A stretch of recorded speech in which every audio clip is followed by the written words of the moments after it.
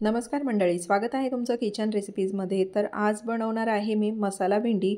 अगदी त्याच पद्धतीने भाज्या बनवण्याचा आणि खाण्याचा देखील कंटाळा आलेला असतो, तर अगदी किचनमध्ये असलेल्या साहित्यात ही मसाला भेंडी मी आज बनवलेली आहे। अगदी सोपी पद्धत आहे, लहान मुलं देखील तितक्याच आवडीनं ही भाजी खातील आणि डब्याला द्यायला देखील अगदी छान ऑप्शन आहे। याची पूर्वतयारी जर तुम्ही आधी करून ठेवली तर सकाळच्या घाई गडबडीमध्ये तुम्ही ही भेंडी अगदी झटपट बनवू शकता।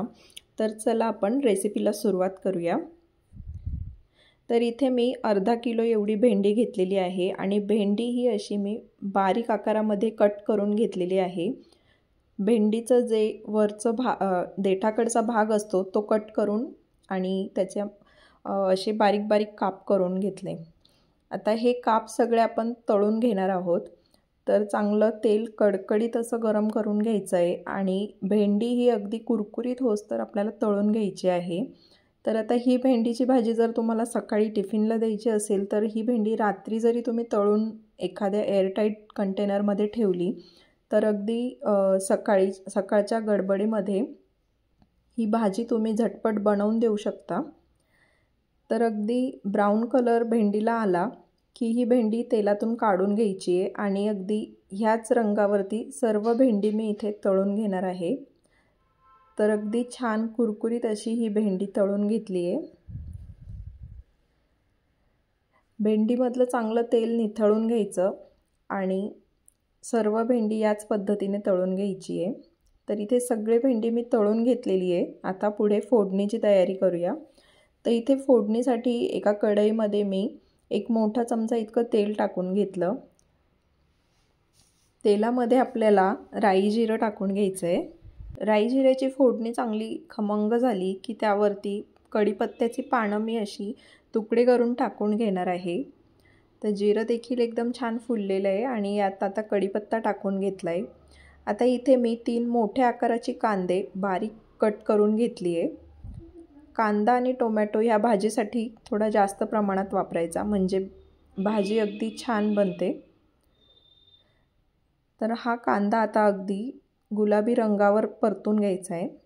चांगला मऊसूत होईस्तोवर कांदा परतून घ्यायचा आहे। कांदा परतून झाला की यात आपण टोमॅटो परतून घेणार आहोत। तर या ठिकाणी कांदा एकदम छान परतून झालेला आहे। आता यात आपण टोमॅटो टाकणार आहोत। तर 2 मध्यम आकाराची टोमॅटो मी इथे बारीक कट करून घेतलेली। तर टोमॅटो देखील चांगली छान अशी मऊ होईस्तोवर शिजवून घ्यायची आहे, परतवून घ्यायची आहे या फोडणीमध्ये।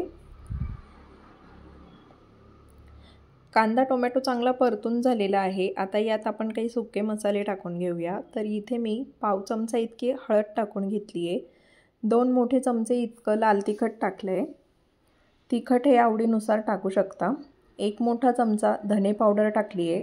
अर्धा चमचा इतका काळा मसाला टाकला आहे। कुठलाही घरगुती गोडा मसाला तुम्ही वापरू शकता। आणि यामध्ये मी इथे भाजी आणखी चटपटीत होण्यासाठी मॅगी मसाला टाकते, म्हणजे या मसाल्यामुळे भाजी एकदम छान चटपटीत अशी लागते। जरी नाही टाकला तरी ही भाजी छानच बनते, पण मुलांना थोडी वेगळी चव म्हणून हा मसाला टाकला की भाजी छान चटपटीत लागते।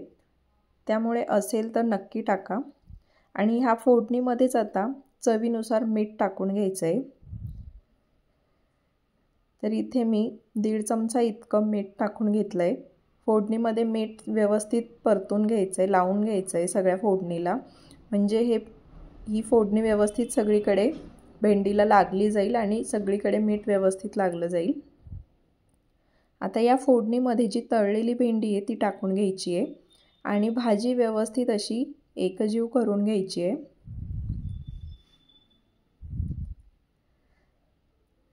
तर व्यवस्थित ही भेंडीची भाजी आता आपण परतून घेणार आहोत।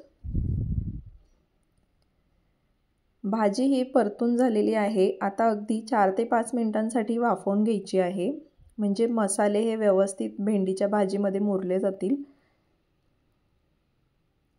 5 मिनिटं वाफ काढून घेतल्यानंतर भेंडीची भाजी आपली इथे झटपट तयार आहे।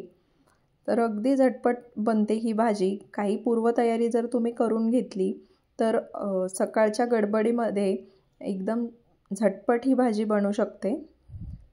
तर तुम्ही बघू शकता भेंडीची भाजी इथे तयार झालेली आहे। तर ही रेसिपी नक्की तुम्ही ट्राय करून बघा आणि आवडली असेल तर चॅनलला लाईक शेअर सबस्क्राईब जरूर करा। धन्यवाद।